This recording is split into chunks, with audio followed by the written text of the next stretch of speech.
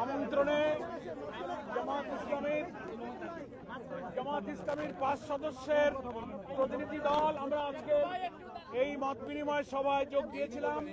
আমাদের দলের নেতৃত্ব দিয়েছিলেন বাংলাদেশ জামাত ইসলামীর সম্মানিত কেন্দ্রীয় নায়েবে আমির, বাংলাদেশ ইসলামী ছাত্র শিবিরের সাবেক কেন্দ্রীয় সভাপতি ডক্টর সৈয়দ আব্দুল্লাহ মোহাম্মদ তাহের, সাবেক এমপি। তিনি এখন আমাদের পক্ষ থেকে তিনি ব্রিফ করছেন। ডাক্তার আব্দুল্লাহ মোহাম্মদ তাহের, মাইক কোনটা? এই যে এখানে বলে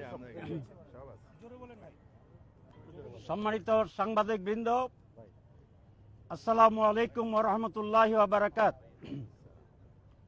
আমাদের এই টিমে 5 জন ছিলেন, এখন আমরা 3 জন আসছি, কারণ বাইরে অনেকক্ষণ অপেক্ষা করতে হয়েছে, যাদের ধৈর্য কম তারা চলে গেছে।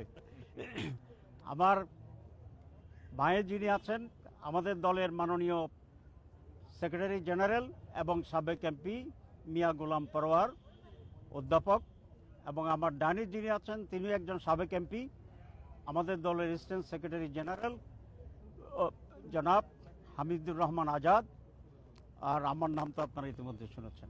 আমি প্রথমে জামাত ইসলামীর পক্ষ থেকে আপনাদেরকে ধন্যবাদ জানাই। দীর্ঘ সময় ধরে আপনারা এখানে উপস্থিত আছেন।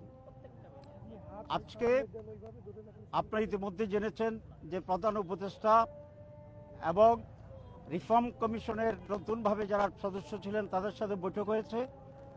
ওনারা কিভাবে এটা করবেন এবং বিভিন্ন দলের সাথে স্টেক হোল্ডারদের সাথে আলাদাভাবে আলোচনা করবেন সে বিষয়ে আলোচনা হয়েছে। আমরা এই উদ্যোগকে স্বাগত জানিয়েছি।